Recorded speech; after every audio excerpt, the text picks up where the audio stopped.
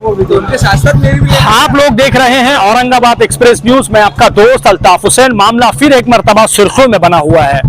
AIMIM के माजी खासदार इम्तियाज जलील जी के घर पर इस वक्त मैं मौजूद हूँ और यहाँ पर पुलिस डिपार्टमेंट की तरफ से माजी खासदार इम्तियाज जलील साहब के पास पुलिस पहुंची थी। क्या मामला था मैं आपको वीडियो में दिखाने की कोशिश करूंगा, लेकिन AIMIM के माजी खासदार इम्तियाज जलील ने जनता से वार्न किया है कि आप लोग जो है उनके घर पर ना पहुंचे, क्योंकि पुलिस अपना काम करने के लिए आई है। और जैसे उन्होंने कहा कि मैं सुप्रीम कोर्ट तक इस मामले को लेकर जाऊंगा। ये जो मामला है, इस मामले को ना मैं उसमें बेल लूंगा और ना ही उसमें मैं नोटिस जो है स्वीकार करूंगा। अब आने वाले वक्तों में देखना है कि कितना इस मामले को सीरियस लिया जाता है, फिर क्या इसकी सुर्खियां बनती है। मामला थमने का नाम नहीं ले रहा है। आगे मैं आपको माजी खासदार इम्तियाज जलील की बात सुनाने की कोशिश करूंगा, आगे वीडियो में मैं आपको दिखाता हूँ।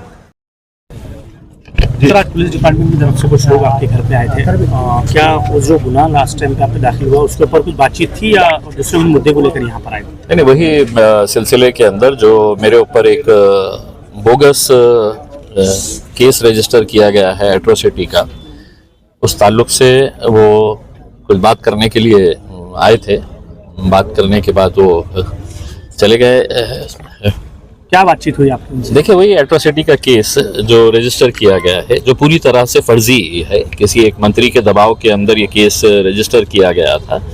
और मैंने साफ तौर से ये बताया है कि कहीं सारे ऐसे हाई कोर्ट के और सुप्रीम कोर्ट के जजमेंट्स है कि जिसकी बेसिस के ऊपर FIR रजिस्टर होनी चाहिए और नहीं होनी चाहिए। यहाँ पर किसी लिहाज से ये FIR रजिस्टर नहीं होना चाहिए था, लेकिन महज 10-15 लोग पुलिस स्टेशन के सामने जाके नारेबाजी लगा रहे थे और उसके बाद मंत्री जी ने तो पुलिस डिपार्टमेंट के ऊपर दबाव डालकर ये FIR रजिस्टर किया था। और अब लगातार उनका दबाव जारी है कि मुझे गिरफ्तार किया जाए, अरेस्ट किया जाए करके।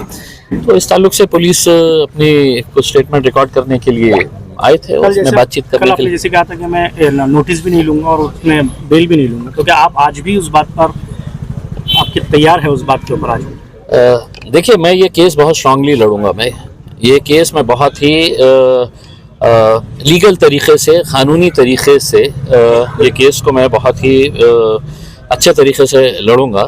और जो भी मेरी स्ट्रेटजी रहेगी ये यही है कि आज मेरे ऊपर ये केस रजिस्टर हुआ है, कल किसी और के ऊपर ये केस रजिस्टर हो जाएगा। महज मंत्रियों के बोलने के ऊपर अगर पुलिस ऐसे दबाव में आकर अगर FIR करने शुरू कर डाली है, क़ानून की धज्जियाँ उड़ाते हुए, कोई क़ानून का पालन करते हुए नहीं है, किसी भी लिहाज से ये FIR रजिस्टर नहीं होना चाहिए था। क्या क़ानून से बढ़कर एक मंत्री हो गया है?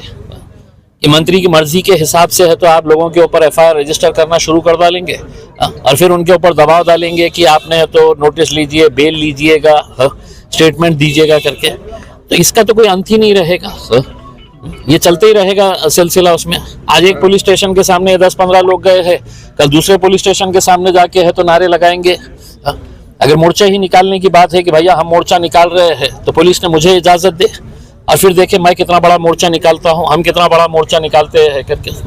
सर, आपने मोर्चे को लेकर अभी थोड़ी देर पहले DG साहब को कुछ ट्वीट किया है या मेल किया है कि जिस तरह की भाषा में लोग आपसे बात करेंगे हमारे को उसी तरह की भाषा में बात। देखिए, मेरा आपको मैं ये बता दूं कि ये जो मोर्चा निकला था भड़कल गेट के ऊपर, ये समाज के तथाकथित स्वयं घोषित जो नेता है उन लोगों की भाषा किस तरह की थी। जब पुलिस ने इनको परमिशन दी थी तो उसके अंदर कंडीशंस लिखे हुए थे और वहाँ पर एक जना कहता है कि चीड़ देगा, एक जना कहता है फाड़ देगा, एक जना कहता है कि घर के ऊपर हमला कर देगा, एक जना कहता है कि सड़क के ऊपर घूमने नहीं देगा करके। तो ये क्या पुलिस को सुनाई नहीं दे रहा था? पुलिस ने कान में पट्टियां डाल के लेके आए थे, कान में रुई भर के लेके आए थे।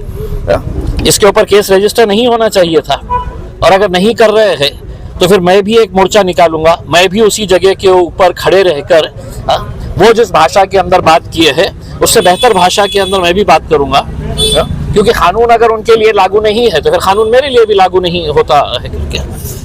पुलिस ने सुओ मोटो बिना किसी की कंप्लेन के, वहां पे इतने सारे पुलिस वाले मौजूद थे, सीनियर ऑफिसर्स मौजूद थे, क्या उन्होंने कान पे हाथ रख लिए थे? क्या उनको सुनाई नहीं दे रहा था कि इस तरीके के धमकी भरे जो भाषण दिए जा रहे थे, गाली गलौज स्टेज के ऊपर से की जा रही थी? तो क्या समझ रहे हैं कि आपके मुंह में है तो जबान है और हम गूंगे मुक्के बहरे हैं? हमारे मुंह में जबान नहीं है। जबान हमारी भी चलती है और आपसे बहुत अच्छी तरीके से चलती है। इसमें आज शाह बाजार में जो कार्यक्रम हुआ वहाँ कई दलित नेता नजर आए आपके? देखिए, आज भी बहुत बड़ा तबका इस समाज का, एससी समाज का जो है वो सच्चाई के साथ खड़ा हुआ है। वो भी अच्छी तरह से जानते हैं ये किसके दबाव में, एक मंत्री के भ्रष्टाचार को छुपाने के लिए ये सब खेल खेला गया है करके।